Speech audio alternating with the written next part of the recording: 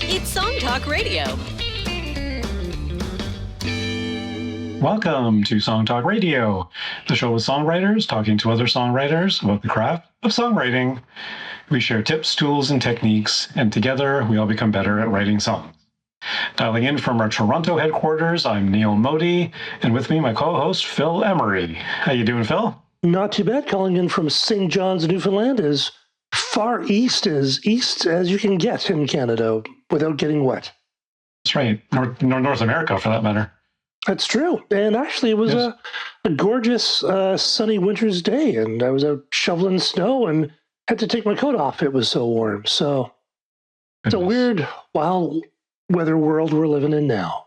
It totally is, because we got hammered with a massive snowstorm here in Toronto yesterday and today, so that was always fun. All right. And for everyone else, please send your comments and questions to @Songtalk Radio on Facebook or Instagram, or feedback@songtalk.ca for the email, and we'll share your thoughts on the show. And please visit songtalk.ca to see the show post for this episode, and to find links to resources we mention, and to download lyric and chord sheets to follow along with the songs that we feature. Tonight, we're very happy to welcome alternative pop artist Elena Erin to the show. How are you doing, Elena? Doing great. How are you? Thank you for having me. Thanks for coming on the show. And you're dialing into us from all the way from merry old London, England, aren't you? Yeah, I guess even more east when you're not in America.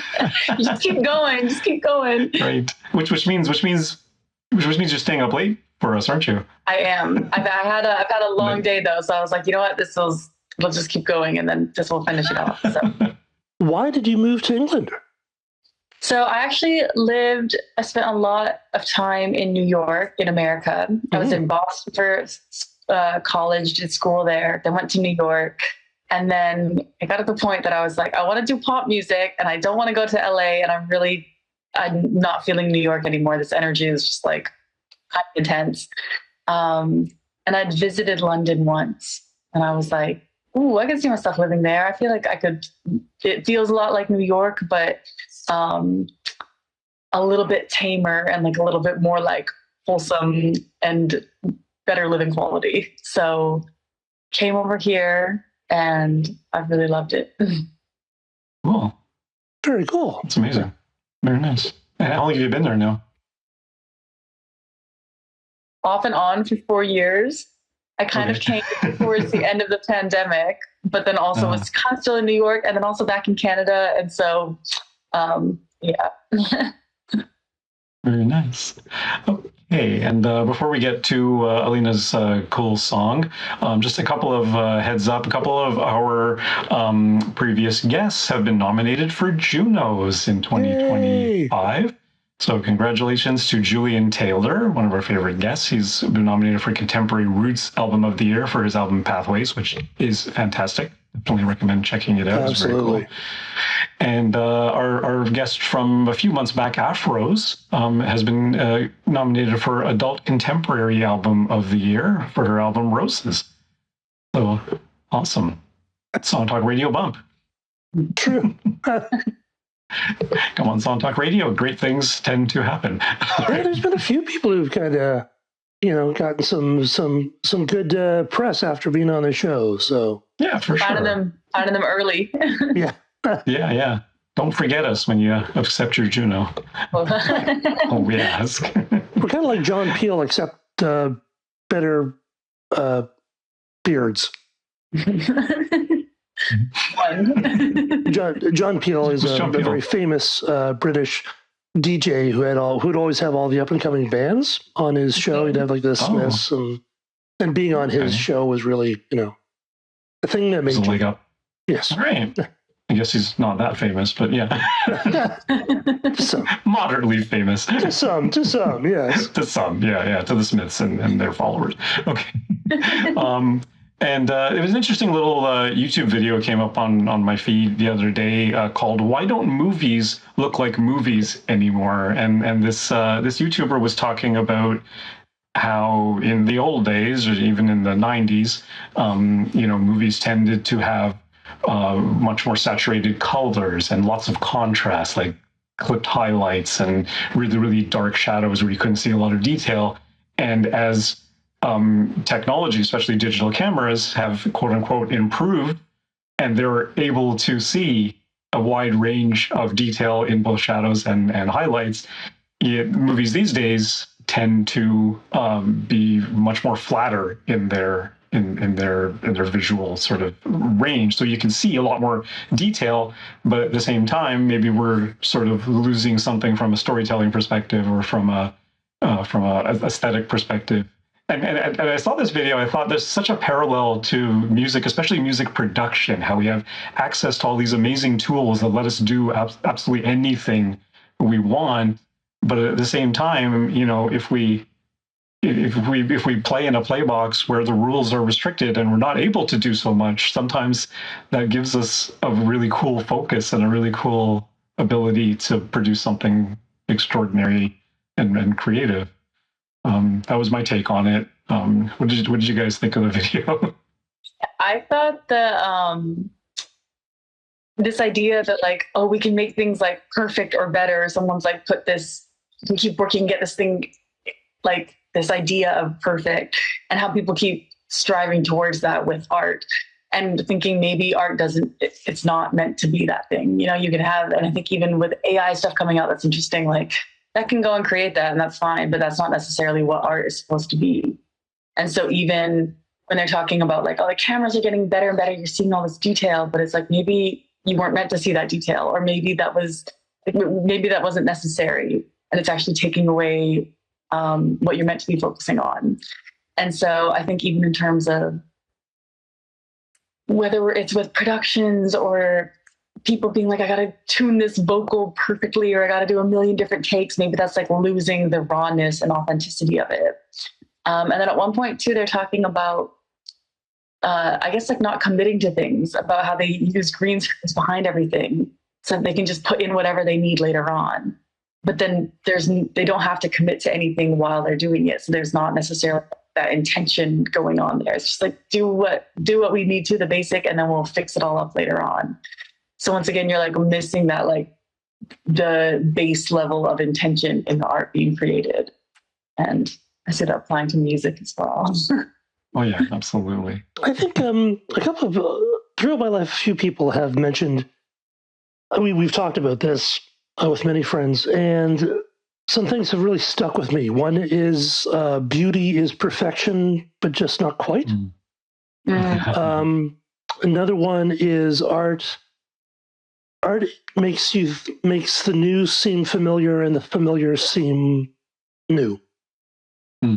And art isn't reality, it's an interpretation of reality. And it's that interpretation from the artist that makes a piece of art great or bland or, you know, successful or non-successful.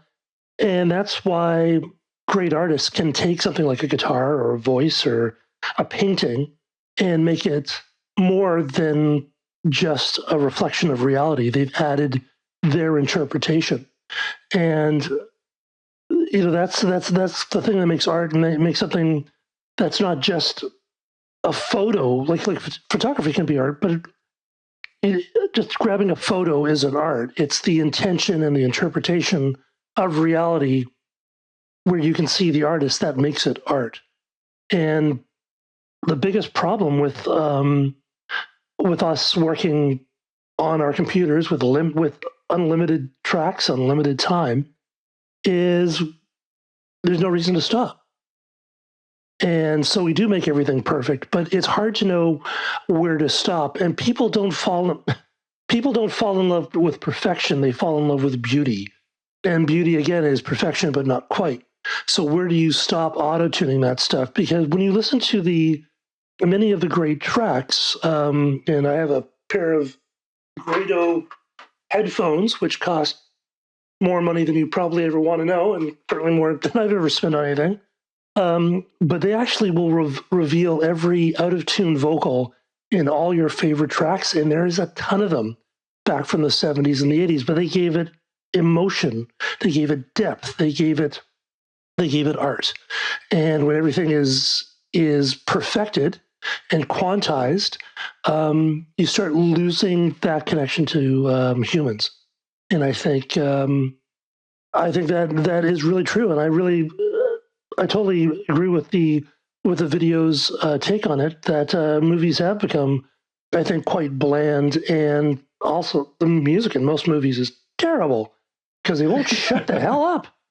They never have. There's not in big movies now. There's never a section of film that doesn't have some music under it, and I'm just going, shut up. Like when you watch 2001 and you had that red eye staring out at you and there's just the sound of the room. I mean, that's so engaging because it's engaging your brain, whereas, films are just trying to, again, not commit to anything and try to use music to convey an emotion because they haven't made the decision in the production to bring that emotion out in the viewer.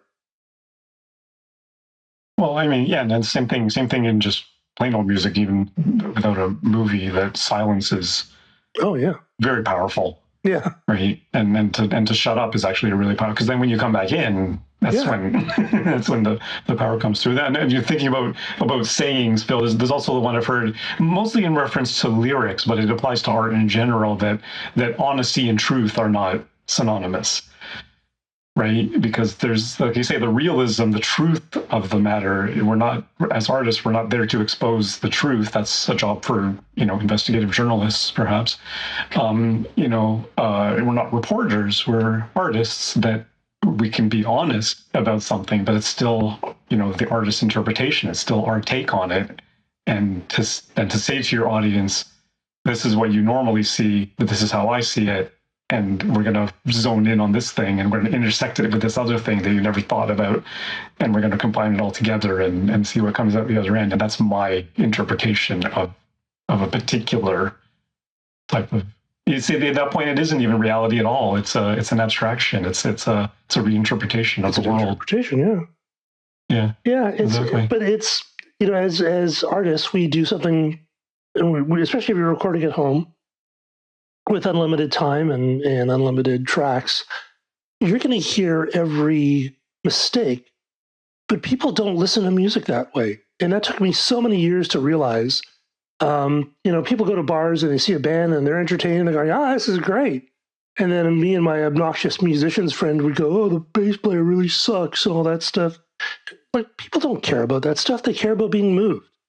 And that's being entertained, There was an interview, I think, with Denny Blanco, and he was saying about how he had produced this song. It was ended up being I think a top 10 or top 40 song. And he had been in, the label had asked him for the bounce or whatever. He was in a huge rush, had sent things over, whatever. A few months later, he's somewhere and he hears it in a car. And he's the vocals were completely off by a whole measure.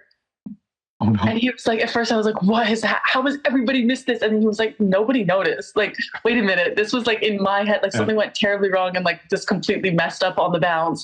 Nobody noticed. It's on radio. It's a big song now. Nobody's noticed that the vocals are off. I was talking about that, about how much of my time and energy have I been I need the perfect snare. I need this, that if you show somebody, would it change the emotion of the song? No, probably not. No. Not at all. No. The very first production client I ever had, this is going back a few years, I recorded the first song with her, and I accidentally used the back side of the microphone, because these condenser microphones, they look the same on both sides. I had no idea. It sounded okay in the headphones, and I was fine. And then when I listened to it after she had left, I was oh man, it sounds really dull. It sounds really, and I said to her, I'm sorry, I think we have to re-record that vocal. The next time she came over, she listened to it, and it was that kind of sounds lo-fi, and it kind of suits the song. So we went lo-fi with the whole thing. Yeah, we lo-fied the piano, we lo-fied the drums, we lo-fied everything. Yeah, and it totally worked. And it's okay, happy accident. Yes. But you're not going for perfect. We're going for lo-fi. Yes, go for emotion and go for effectiveness. Don't go for perfection, because nobody cares about how perfect your song is. But it's hard. It is hard. It is when you're working on your stuff, and there's a bad vocal there, or there's something that it's so hard to say, okay, no, it's done. So. That is true, and I've heard this even on our podcast before. Is that's the mark of an amateur versus a professional. A professional knows when to stop. Yeah. And when to say it's done. We're going to release it in whatever state it's in. It's it's not perfect, but it's good enough. Yeah. And you only get better with the next one you do. That's all. Yeah. All right. Okay. And speaking about better, let's get into our guest for tonight. Recognized for her vibrant creative flair, Canadian alternative pop sensation Elena Erin crafts a striking fusion of alternative, electronic, and dance influences, underscored by her emotionally resonant storytelling. Her breakout single, Build a Ship, soared to number 2 on the CBC Top 20, propelling her onto the international stage and inviting over 4 million streams across her repertoire. Elena Erin's music has been on SiriusXM, across Canadian radio, and on blogs and podcasts around the globe. Likened to trailblazers such as Billie Eilish, Hazley, Gwen Stefani, and Cyndi Lauper, Elena Erin masterfully intertwines her sharp, introspective lyrics with intricately designed melodies. So let's get started. We'll listen to Elena Erin's new song, What Are You Doing Here? And remember, you can find the lyric sheet on the show post at songtalk.ca to follow along. Shall we hit it, Phil? The reason why it's hard to explain is that I don't understand it myself. And it's hard to cry for help when you don't know what might come out. Vicious evenings I completely played it dead.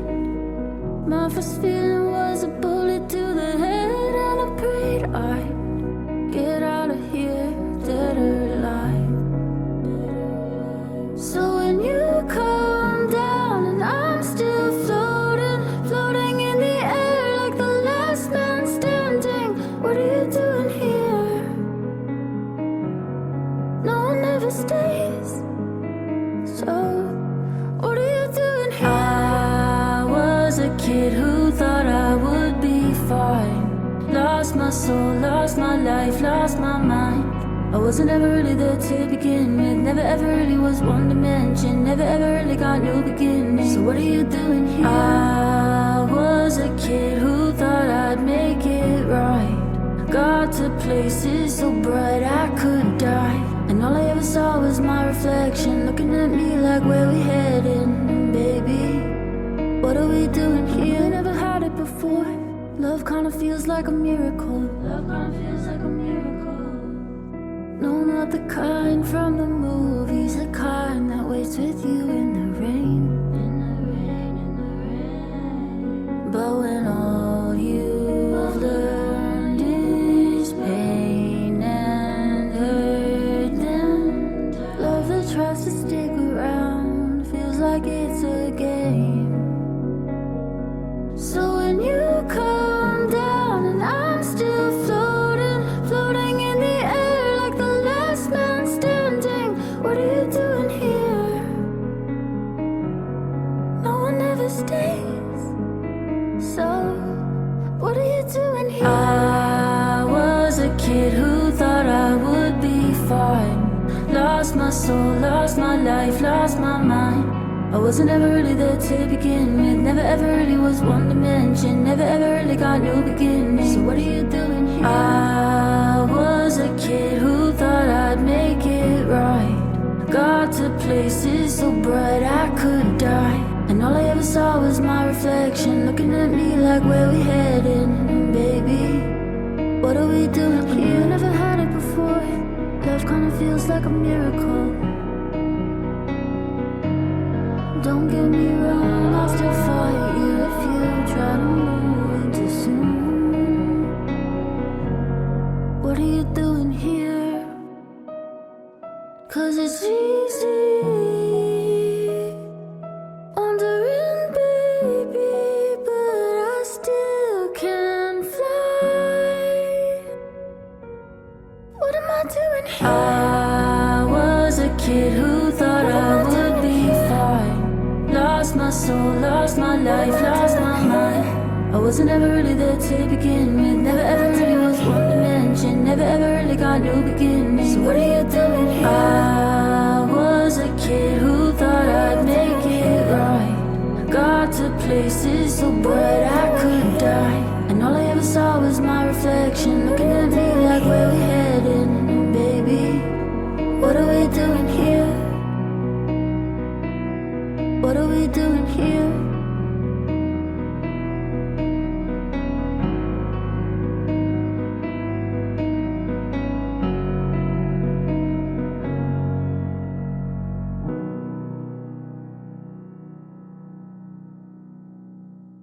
Nice. And resolving to the one. And resolving to the one. Very, very resolved at the end. It's like, Need to feel resolved. Well, so many people don't do that anymore. And I mean, after like, going to the 6 or something like that, like the Beatles did, you go, oh, that's really cool. But it's nice to do it. I love how you went from one section right into the next. Yeah. Which is real, like it was always da da da, and you almost expected like, 4 or 8 bars of, the piano stuff, but you go right into it. It was really neat. Thank you. It's actually like when I first wrote this is one of the songs that it kind of just like came to me in a bunch of different chunks, and I wasn't sure. I was like, what do I make of this? Where's the verse? Where's the pre-chorus? Where's the chorus? Which part is what? And there was a lot of, I think the part that I have for the chorus, I was originally going to have like as part of the second verse or like a bridge, and then was like, so I was like, are there just like a lot of back-to-back sections? And then finally I was like, you know what? I like them all. I'm just going to leave them all in there. Leave them all in there. Yeah. Because you do have a lot of sections. But with that overlap, like when you hit the last note of one section, it becomes the first note of the next section. Yeah. How do you do that when you perform this live? That and for music video stuff, I've had to cut off the phrases, which actually works out fine. Okay. Like I just say, what are you, what are you doing? What are you doing when? here line? So I had to say, what are you doing? And then go into it. Or I just don't even say the, what are you doing here line? I just leave it like. Oh, really? Okay. So you adapt it. Okay. And then it just goes into that chorus. Right. But because it is interesting, even though this is, what they call a 1+1. It is piano. It's one instrument and one vocal. Mm-hmm. But the way the recording lives, it could only live in the recording in that particular way. Live, it is going to be something slightly different. Yeah. That's an interesting point about if you are writing for other people, is you have to be conscious, especially if you're not a vocalist yourself, about where people breathe. Yeah. And because doing that live, those are a lot of words and not a lot of spaces for breathing. So well, there's that middle section of the chorus that never really thought was one dimension, never really got new meanings. So what do we do? Like that. That part is like that must be hard to get out. Yeah. Yeah, vocal control. Yeah, for sure. Yeah, I really. I was just gonna say, like with the amount of words, there was a lot of it that I was like, oh, maybe I should do a bit less. Maybe I should do like, and then I was like, no, it is. I like that it's kind of meant to be rhythmic, and it doesn't necessarily have to all be like sung out. Yeah, because I was going to say, like, if you were to write this as prose, if I was to edit this as prose, never ever really, like, no, you don't need that many words. You would just be, it never was one dimension. Mm-hmm. Never got new beginnings. But when you do that never ever, it really makes it, like you say, a rhythmic hook, a melodic hook. It really creates this kind of cool moment in the song, right? Yeah, I find with a lot of like, with songwriting, sometimes I know a lot of people say, don't use that as a filler word. But sometimes if you want to get a certain rhythm, if you put all intentional words or like intense words or all like really meaningful words, then it just sounds really overwhelming and it's hard to like sonically grasp what the person is saying. So it's like, no, we want to say this one thing, but we're going to stretch it out into a sentence and we're going to put some things to support it on either side that aren't necessarily, once again, if you were writing it in prose, you could cut both of those things out. But they like carry that delivery of the main thing you're trying to say. And it also will often turn into hooks that, that the grasp people and people saying, oh, get rid of all the unnecessary words. Well, if they make things not flow well and you're again doing it in an awkward way and not in a new way, which is successful, and it may take a while to get to that. As I don't know if you ever saw, there was this an exhibition on the Scream, this famous Scream painting, and the painter painted that thing, I don't know, 50, 60 times, and just sketches and paintings and so many different versions trying to get it right. So these bits of art can take a while to get right, even though they feel naturally. But yeah, there's a lot of words. Yeah, and especially that part does feel kind of challenging and interesting, but it's also the contrast, because the top of da da da da da da is very sing-songy, like some melodic and everything. Right? Like it really sets up that it makes the whole chorus section really fully fleshed out and kind of robust in a way. I mean, in some ways it's like just as many words as the verse, but because it's the other really fascinating thing about the song is that your verses, like the melodies, are very different from each other. They don't fall into a structure. So when you get into that chorus section, even the pre-chorus to a large extent, but then into the chorus especially, it really pins down the structure, but then still gives us a surprise. Yeah, which is actually really nice, right? When I had first written this chorus, the beginning, that I was a kid, that part, it felt like it almost was too land. Like I was like, should I start a chorus like this? Like it feels like it just like lands and kind of sits there. And I was thinking about the context of the song. I was like, oh, actually, it's cool. It allows these verses and this pre-chorus to kind of just be like wishy-washy as it's describing the content of everything, and it feels very much like it is floating all over. And then you just get this chorus that is like, here, I'm here, but then like you said, it's still like, and these thoughts and these thoughts and these thoughts jumping in. Yeah, exactly. But again, it's a strong contrast line, right? We like, I was a kid, I thought it was fine, we have arrived. Right. Yeah. And it does feel very resolved, but then it goes to some other places and stuff. Yeah. But I'm really interested. Yeah. Go ahead, Phil. Sorry. How do you think of this song? Well, I think we were talking at some point in one of our shows. It's been a few, so they get a bit blurry after a while. About album songs and singles. So that people want, sometimes they write a single, and other times they want to write a song, like an album song, which wouldn't be a single, but is still, a good piece of music. Do you see this as a single or as an album song? Yeah, I released this as a single. It was actually the last one I wrote for my album. And I was also debating if I wanted to put it on the album. I was like, does it fit with the sound of the rest of the album? But as soon as I wrote it, it was one that, like, as soon as I showed people were instantly connecting with it, and I felt this really strong connection to it. And it still did contribute to the sound and story of the album, like what I was trying to convey. And then the reason I thought of this as a single was that I was noticing whenever I shared my music and would talk about the stories behind it, as soon as that was like a bit more personal, suddenly people were really attaching to those parts of it. So I could share a song like, oh, if you hear this, like it feels like a song you'd hear on the radio, or you could go dance to, or this and this. And those were well received. But as soon as I put something out that had a certain very strong emotional drive, suddenly people were really engaging with it. And I was like, you know what, let me put this one up before the album and just see the reaction to it. And it's been that people have, I think just connected immediately, or found their own story in it as well. So pretty cool. Because I mean, back in the day, the whole idea with releasing a single was that's the song that made it on the radio, and that's the one people heard first, and then you'd go and buy the album expecting to hear ostensibly something fairly similar. I do admit that I don't know about often, but sometimes you'd listen to you'd buy the album on the strength of the one single. This is before Spotify, where you'd hear the whole thing, right? And you'd be like, oh, the rest of it was filler. The single was good. The rest of it was so great. That's what I mean. Like you release as a single, is it? And I think I'm gathering from you that sonically it's not representative maybe of the rest.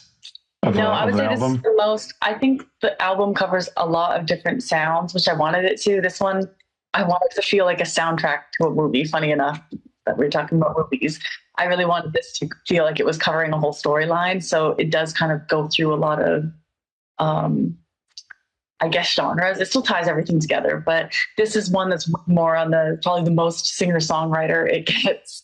And then the album, goes more into like alternative pop, maybe like a bit more dance electronic aspects. I think if somebody heard this song and went to the album, they would be like, oh yeah, there's still like that common thread going through it. Yeah, because you kind of, I mean, you referenced Billie Eilish in your intro, and there's some of that. She does have these simple piano ballads, but also more highly produced stuff. Yeah, I guess that's a thing as well. Yeah. I'm really interested how you wrote the verses, because like I admit I struggle a lot myself with being a slave to structure. Like I would tend to write my verses like very structured and very very similar, whereas you really like you're talking about prose, like it almost seems like you just wrote the words, and wherever the melody led it is wherever the melody led it. There wasn't necessarily a back and forth maybe with, oh, maybe I don't need that many words because it doesn't fit my melody. It seems like you just wrote the words and that's what needed to get out, and however long it took, then that's what it was. Yeah. So something I've learned, something I also, when I'm working with like songwriting, whether it's like co-writers or songwriting students or something, is learn all the rules of songwriting, and that's going to help guide you. Like learn them all so well, so you can like follow perfect rhyme schemes. You can do any pattern, chord structure, all of these things. Follow that, and then once you've got them, like, okay, cool, they're in my brain, completely lose them. Like then go back and break them all and do whatever. And I think those like following guidelines and rules really helped me early on. Really helped me like, build up songs, write songs, have things to work towards. And then I thought, okay, now it feels a bit stale, or I'm not kind of coming up with things that feel like super innovative or like brand new. So would go and follow maybe people whose songs felt so different than mine, and just kind of like see how they'd written it, or try to write my own words to their songs, or try to do something where you're like kind of using your like intuition again, and just like letting and the flow of things, rather than being like, oh, I'm only limited to this box of what we've learned how a song should be. So yeah, I think that's something I really worked on in the past years, or like the past 2 years, just like learning how to let things not stick to anything. So when you perform the song live, are the verse melodies always the same, or do they morph a little bit? Yeah. And for me, it feels like, there's a very set melody here now because I'm familiar with it. Okay, so once you pinned it down, you pinned it down. Yeah, but I would say the same thing about like, I remember when I first like started listening to like SZA's music, for example, her flow of just like she'd be singing these verses, and I'd be like, it just feels like there's absolutely no context as to where this is supposed to go, and it just sounds like she's just singing whatever. But then the more you listen to it, you're like, oh no, this is catchy and is a hook, and like she actually only sings this melody once in this verse, then she brings it back later. Or there's like all these things that actually, or maybe it's a way longer melody. Maybe we're used to thinking like, oh, you take a melody idea and repeat it 4 times in the verse in a different way, but she's kind of doing one long melody and then bringing that back for the second verse. So kind of thinking in different ways of that. Yeah. That's a great suggestion about listening to music that's really not like yours, for just to give your brain something new to chew on. And then try to write your own words to it. Like make your brain get involved with it. That's a great place to start. That's absolutely a great place to start. Yeah, because then you really, then it's like, it's like when you referenced something, Phil, a while back on the podcast about, it's one thing to listen and to study, but then to duplicate some part of it and to actually write it down, that's when it becomes an exercise that's actually creative and gets your brain moving in a different way than just listening to it or studying it. Yeah, that's really interesting. Yeah, it's so different from the stuff I listen to. Where you have, after the verse, you would have a couple of bars or something. The fact that just went into, because I often listen to a song a few times before a guest comes on, and due to a miscommunication, I actually listened to another guest who was not going to be on, and so this was the first time I heard it, and it's Yeah, it's good, but it's still hooky because you do have. I mean, the chorus is very chorusy. I think that works well. Yeah, it's a gorgeous melody. I was a kid, I thought that'd be fine. Like it's really, really captivating and pulls you in. Was there a lot of editing with this? How many drafts of this song did you go through? Do you mean like lyrically in the writing or in like production? Anything? And well, especially in the writing. Did you play the piano and do the melodies and lyrics at the same time? So I played the piano and then put it in Logic and recorded over there because at the time I was like also traveling, so kind of like writing this while traveling. And so you had a piano part nailed down then. I had like some piano chords and different things like that. But I think what I originally had in the chorus was something different. Like I think I like stayed in like I went to like some other minor or something. But I kind of had all these different melodies, and then kind of this was a lot of like listening editing. So I'd like bounce it to my phone, whatever, and listen to the demo back, and then be like, what am I saying there? Like it was like a lot of mumble lyrics and like a few standout lyrics. And I was like, oh, I think I'm saying this, and then or I didn't have one line written down, and I think like it doesn't quite convey the feeling or emotion I'm trying to do. So what can I say instead? So it's a lot of that kind of editing. And then in the same way that you're listening to it and you're like, does the verse even have a set melody? That's how I felt as well about the whole song, that I was like, there's so many things that I like, but what is what and what should go in what place? So a lot of moving that around. And then I think when we approached production, like that was quite simple, but there was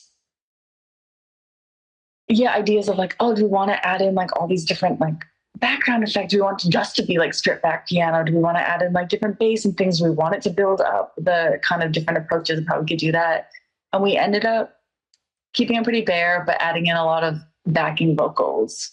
So at different parts, like in the second verse, there's a lot of like call and response things. Yeah, very cool. Really cool stuff. So what's coming up next for this song, do you think? For the song, it's been getting more like radio play, also doing well on just like streaming services, social media, sharing it with people. I'm now kind of in album mode. In March, I have my album releasing, which this song will be on.